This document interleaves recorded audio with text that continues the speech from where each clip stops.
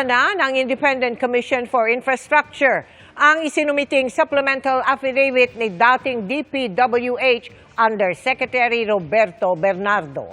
Yan ay para magamit sa irerekomendang kaso laban sa tatlong dati at kasalukuyang senador na dawit umano sa flood control scandal. Nakatutok si Joseph Moro.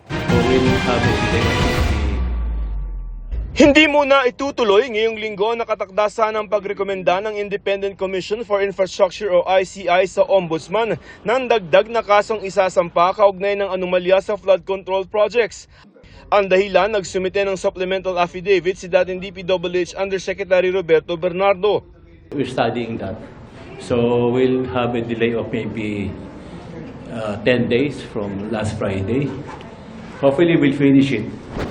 Hindi ba pinapangalanan ng ICI kung sino-sino itong tatlong dati at kasalukuyan ng mga senador na susunod nilang irerekomenda na pakasuhan sa Ombudsman? Pero ayon sa ICI, gagamitin nila itong affidavit o yung sinumpaang salaysay ni dating DPWH Undersecretary Roberto Bernardo laban sa kanila.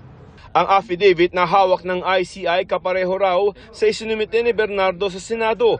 Doon isinangkot niya sa anomalya sina Senador Chisa Escudero, Senador Jinggoy Estrada, Senador Mark Villar bilang dating DPWH Secretary, mga dating Senador Nancy Binay, Grace Poe at Senador Bong Revilla Jr.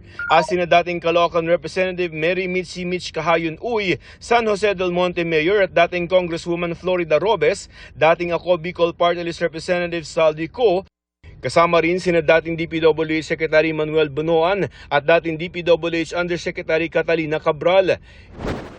Ikinalugod naman ng ICI ang paghahain ng Ombudsman ng kaso sa Sandigan Bayan laban kay Co at iba pa kaugnay ng umano'y Ghost Flood Control Project sa Oriental Mindoro na nagkakahalaga ng 289 million pesos.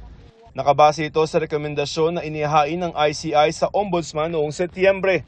It is a hard-earned victory and a triumphant step forward on the road to lasting and rightful justice.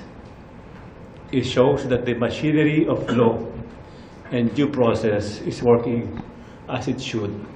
Pinalalagay rin ng ICI sa Immigration Lookout Bulletin ang mga kinasuhan kahapon ng mga taga-DPWH at SunWest Corporation para ma-monitor kung lalabas sila ng bansa. Bagaman ayon kay Bureau of Immigration spokesperson Dana Sandoval, wala pa raw silang natatanggap ng order mula sa Department of Justice hinggil dito. Dagdag ni Reyes, ang paghahain ng kaso isang hakbang tungo sa pagkamit ng hustisya.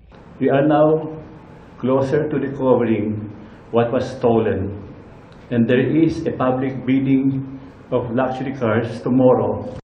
Expect more names to come out and more findings to follow. Para sa GMA Integrated News, Joseph Morong, Nakatutok 24 Oras.